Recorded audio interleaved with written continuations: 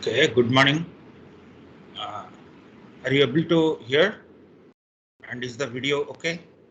Yes, sir. Okay, great. Let's get started.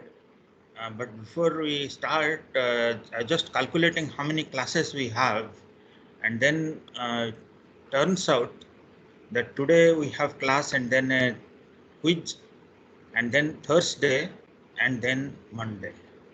So that's just 2 classes excluding today's class. And I was thinking that every class will have a quiz now. That is coming Thursday and Monday will have a quiz so that you have more choice. Uh, I hope that's okay with everybody. Now let's get started. Hello, sir. Yeah, please. Yes, Sir, in the second quiz there was some problem, sir, so that will be yeah, excluded. yes. Okay, sir. The second quiz had lot of difficulties. So we had to cancel some questions, and then the question was by mistake uploaded beforehand. So there was that is a matter of concern because possibly the TS didn't know how to upload that time. So the question had got uploaded for a brief time, and we have to cancel the quiz 2. So quiz 2 is excluded, and the remaining quizzes will consider 75% of that. And um, I am proposing. So today we'll have a quiz at 12:30. And then we'll have one on Thursday and one more on Monday, and that's the last class on Monday, and that's the last quiz. So that's the plan. Now let's get started. Branch prediction, we were discussing that this is what has made the pipeline acceptable. Every processor is using the pipeline because we are able to almost correctly predict the branch in hardware. Now let's see how we are able to predict.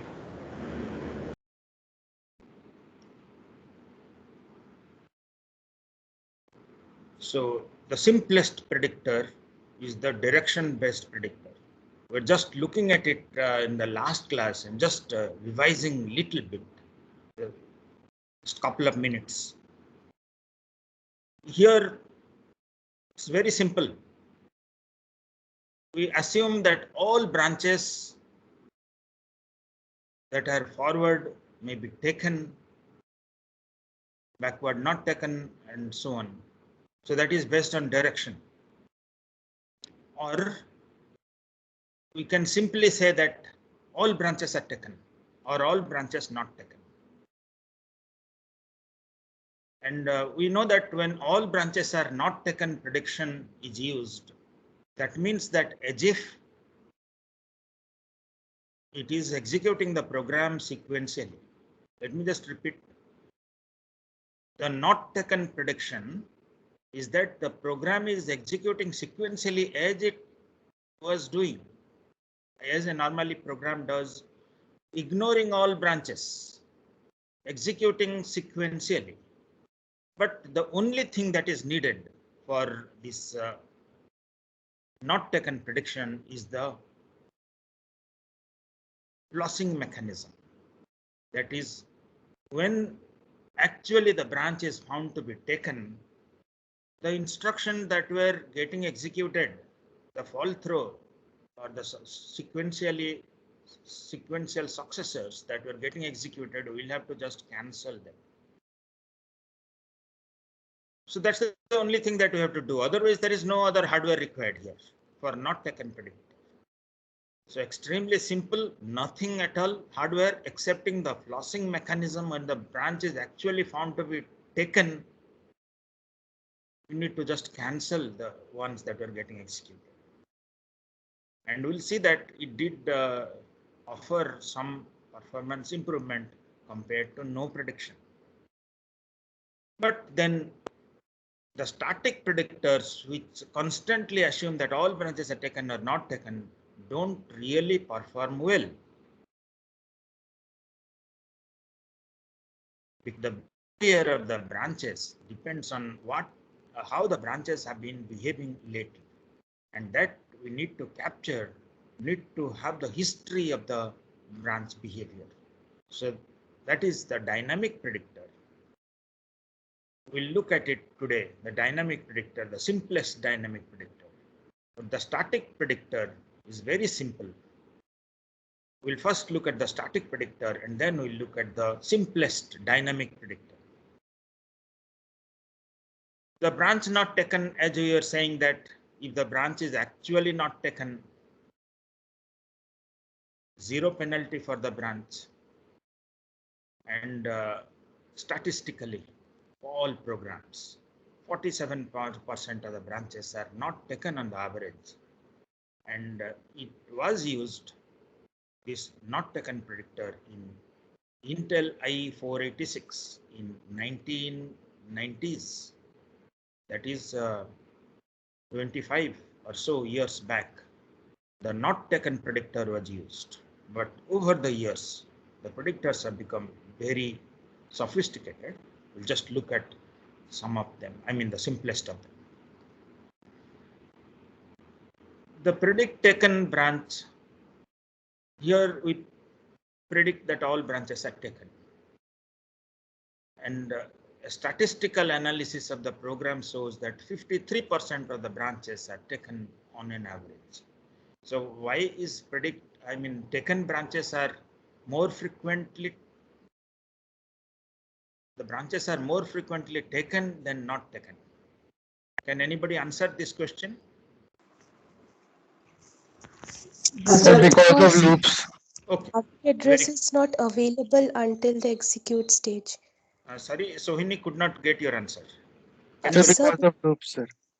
So the target address is not available till we reach the execute state. So we'll still incur some stall cycles. Yeah, that will come. But then I was just asking a simpler question, that why are branches more frequently taken than not taken? And the answer is that due to the loops.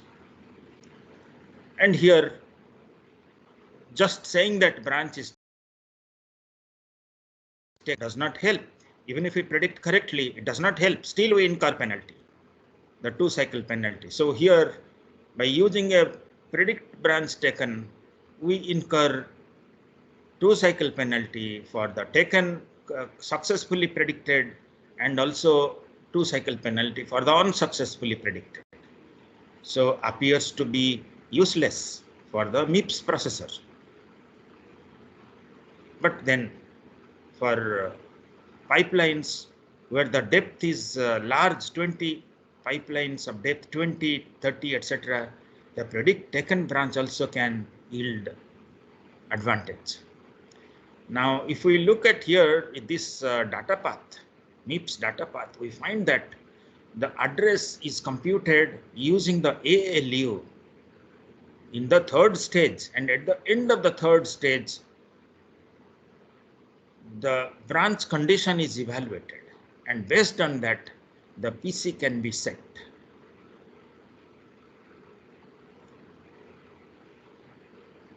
But of course, we are saying that we can have another redundant ALU, the second stage for branch condition evaluation, etc. But the simple MIPS data path will incur 2-cycle penalty for even successfully predicted branches, which are in the taken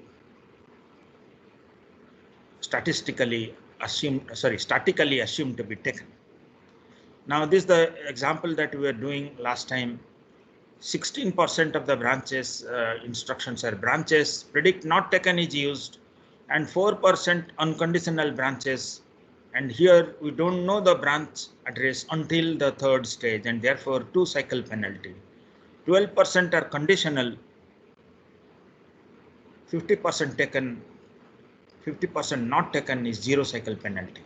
And if we just substitute these things into a arithmetic expression, we get 1 plus 2 into 0.04, 0.5 to 2 to 0.12, which is equal to 1.2. So due to the branches, even with the not taken predictor, 20% performance hit. And just to recapture, the static predictors typically predict in the second stage. After knowing the instruction that it is a branch, it is predicted. And the dynamic prediction is predicted in the instruction fetch stage. That's the first stage. So if we need to predict even without knowing that it is a branch. That is, for all instructions we need to predict what will be the next instruction. That means we need to predict for all instructions. And here, if we can predict correctly and whether the branch is taken or not taken, then we get significant performance benefit. But again, just predicting taken does not help much. We also need to predict the target address. Just predicting the branch outcome is not enough. We need to also predict the target address to which it will branch if it branches. Now let's look at this sequence of instruction and see there is a backward branch here. So this is a loop basically. And now if anybody is asked to predict what will be the outcome of L1, and since it is a loop, we'll say that a loop will at least execute some 10 or 100 times, and therefore most often it will be taken. So this gives us the idea that can we try all backward branches as taken and all forward branches as not taken. So that was actually used. So predict all backward branches to be taken and all forward branches to be not taken. Works well. But then you will ask this question that how do we know in the instruction decode stage that which branches are backward and which branches are forward? We need to do computation. Okay, the answer to that is that in Pentium Pro, etc., Pentium 2, Pentium 3, etc., the compiler used to insert one bit there saying that whether it is a forward or backward branch, and that used to help in predicting the branch, because this was a very simple predictor, static predictor. Based on whether it is a backward branch or forward branch, we predict all backward branches are taken, predicted taken, all forward branches not taken.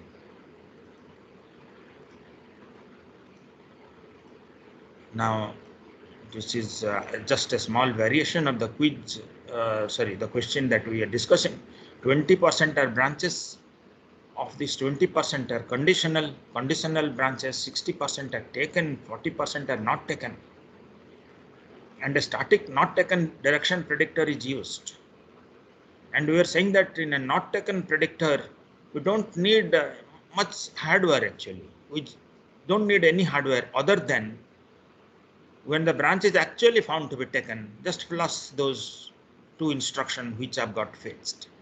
So basically 2 penalty if it is taken, and for not taken it is 0 penalty. And if we know that ECG 60% of the branches, 20%, 0.2 into 0.6 will have 2 cycle penalty, and 0.2 into 0.4 will have 0 cycle penalty. And if we substitute that,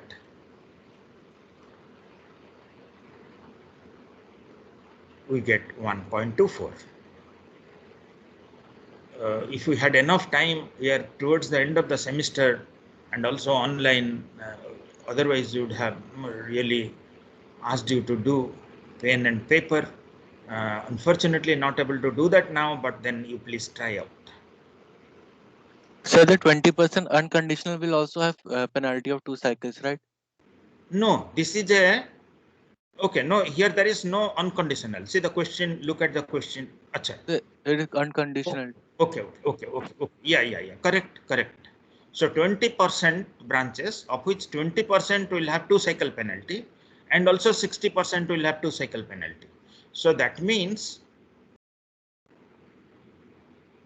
okay, 20% of these 20%. So 0.4, 0.2 into 0.2 have 2 cycle penalty, and of the remaining 16%, sorry, 80%.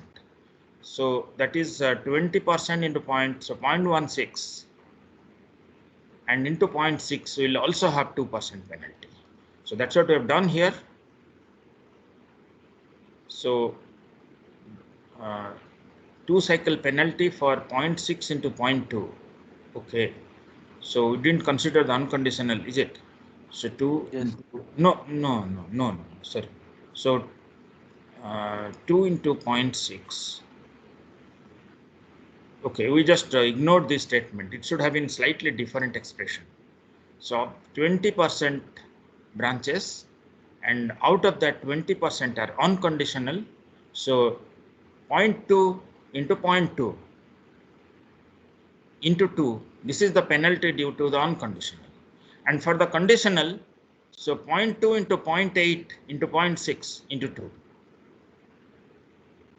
So we need to, I think this expression, as pointed out, is incorrect. Ignored the first statement. So unconditional ignored. So it should have been different. So please do it correctly. It's just, I mean, if you understand, it's arithmetic. So only thing to just note here, I mean, where, so 20% of these 20% are unconditional. So that means of the 20% branches, 20% are unconditional. That means of all the instructions, 4% are unconditional. So 4% of the instructions will incur 2 cycle delay, and then of the 80%, that is 16% of all the instructions, 60% will incur 2 cycles. So 0.16 into 0.6 into 2. So that's the only thing, because it says of this, of the conditional branches and so on. Now this is another one, but it uses taken predictor. So all these become immaterial because taken predictor, whether the prediction is successful or unsuccessful, still 2 cycle penalty. So for all 20% of the branches, we will have 2 cycle penalty. So the predictor does not help at all.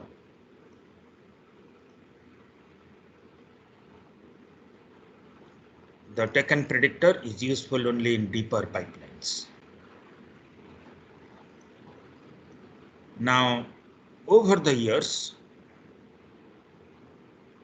the processors have become sophisticated. Just look at the i7 processor. Intel has codenamed it as the Nehalem. And see here, this is a wide pipeline. It's not just like the single stage pipeline that we were discussing. And also, the other thing that they are doing here is this externally CISC, internally RISC. So they are translating the CISC instructions, externally CISC instruction into RISC instructions. Just see here this 128 TLB, 4-way instruction fetch, hardware, etc. These are all doing this actually. And then this is the pipeline here.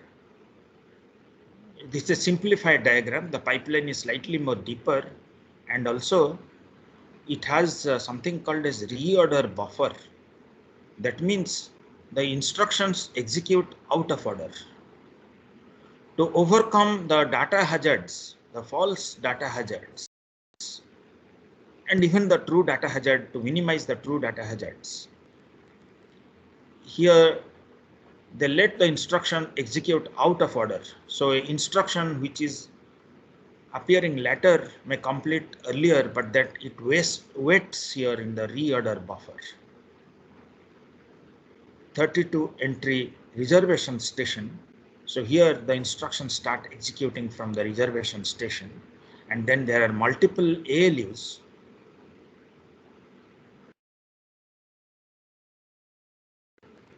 Floating point units and so on. And then finally they are reordered and the execution completes. So in a higher level course, advanced computer architecture, we discuss more details of this processor architecture, and that time out of order execution, etc. will make more sense. But then I'm just showing here to give a flavor of the kind of processors that are being used right now. It's nothing to do with our discussion, but just as a digression, just showing this Core i7 architecture. So these are deeper pipelines, maybe 18 stage or 20 stage and so on. Now for this kind of pipeline, the control hazard, there are many ways. Dynamic prediction, we'll just look at the simplest dynamic prediction. The correlated predictor, will not discuss the correlated predictor, because now the predictors that are being used, these are actually take ideas from all these predictors and they have their own proprietary predictor. The correlated predictor, basically different predictors, different types of predictor, they correlate them. The hybrid local and global predictor. So we have this local branches and global branches. Then we hybrid this, and then the target prediction, reduce miss penalty, which they fetch both instruction strings in the taken and not taken branches. And this is also very popular. Eliminate the branch. We have something called as a predicated instruction. But unfortunately, in this course, we will not be able to discuss this. But then in a higher level course, these are discussed in more detail. Now let's look at the dynamic branch prediction. Here we predict based on some information we keep on collecting based on how the branch is behaving lately. And we also predict the target address and also a recovery mechanism, because once in a while we'll go wrong. It's not that 100% correct. There's a small chance we'll go wrong, and we'll have a recovery mechanism or flossing or cancelling the instructions that have by mistake got executed.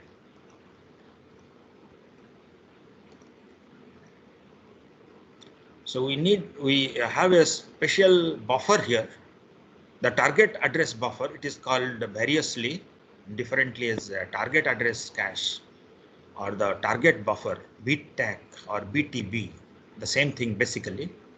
So here we store the target address. Now let's look at the 1-bit predictor, the simplest predictor. So here for every instruction, we keep 1 bit basically. How the instruction behaved last time? Was it taken or not taken?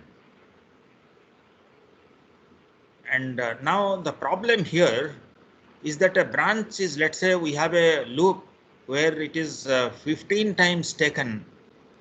So it's a loop of 16, size 16. So 15 times taken, and the last time it was not taken. But then when the loop is executed again and again, we have 2 mistakes, because each time we just keep what the branch was doing last time and then predict. So all these predictions will become correct because it was taken and next time also taken and so on. But finally, when it was not taken, so there is one mistake here. Between the 15 and 16, there is a mistake. And the 16 to 1, there is a mistake. because we had predicted last time not taken and find that it is taken. So there are two mistakes. And the worst case occurs if there is a branch which has size 1. Okay, size 2. So taken, not taken, taken, not taken. So branch of size 2, the loop of size 2 will give the worst performance. Prediction accuracy is 0. Each time we predict the wrong thing, we found taken and we're predicting taken, but it is not taken. And then because last time not taken, we're predicting taken and then it's found, not taken and predicting not taken, found that it is taken. So this gives the worst performance for this 1-bit predictor. So each time, whether a branch is taken or not taken, we just keep track on 1 bit. We'll see how the bit is organized in hardware. So if there is a branch of size 10, then 8 will be correct predictions, 2 will be wrong prediction, so the accuracy will be 80%. And for n branch of size n, loop of size n, n minus 2 correct predictions out of n. So that gives us the accuracy of the last time predictor or 1-bit predictor. This is the hardware arrangement here. See here, for the instruction, we leave out 4 bytes here and then take the index here, depending on how much we can afford for our buffer. If you can afford to keep 1000 entries here, we will take 10-bit. Our index will be 10-bit. And the rest become tag. So we take this 10-bit here, index into this buffer that we have. And then first we compare with the tag here. Because it is of size 1000 and our program may be much larger, so it may so happen that our branch is not here, even though the index we indexed and found that the tag is different. So then we will not use this. But if the tag matches and there is a 1-bit predictor here, we'll use the predictor bit here. And if it is taken, and then we'll take the address that was used last time. This is the address stored, the branch, which address it has branched when the branch was taken, we'll take that address. Otherwise, we'll just take PC plus 4 sequential. So that's the scheme here. So this is called as the branch history table. Contains the tag, prediction, and the branch target buffer. Now let's see the alternatives of implementation. We need to predict the branch by, during the instruction fetch, we know only the program counter. We don't even know what type of instruction it is. So we need to keep entries for every instruction. And then if it is 32-bit address, then let's say we forget this lower 2-bit, 2-bit. And then we'll have 2 to the power 30 entries. Lower 2 bits we don't consider because these are instructions, so 2 bytes they take. Now this is too big. A buffer of size 2 to the power 30. It's too costly. So gigabytes, we need prediction buffer of size gigabyte. It will be too expensive. But can we do something that we keep the prediction bit to the instruction itself? We modify the instruction cache and just keep the instruction bits along with the instruction, the prediction bits, etc. But that will lead to modifying the instruction cache and so on. It's a very complicated mechanism. It will not work. Can we use the scheme that we had discussed just now, that we keep this 1000 entries and then we have this tag, match the tag, and so on. But first of all, the tag will become too big and the tag memory will be too large. And also, just see that for 1 bit prediction, how much of the overhead we are having. So here also, for 1000 entries also, it will become quite costly.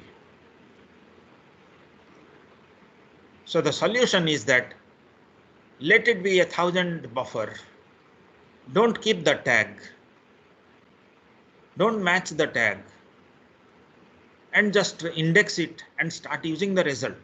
So what will be the problem here? I mean, we saved a lot of things here. Saved a lot of space and we made it really possible to use this small size, like some kilobytes, and then we are able to use it. But then what's the problem here? Anybody can guess what is the problem here?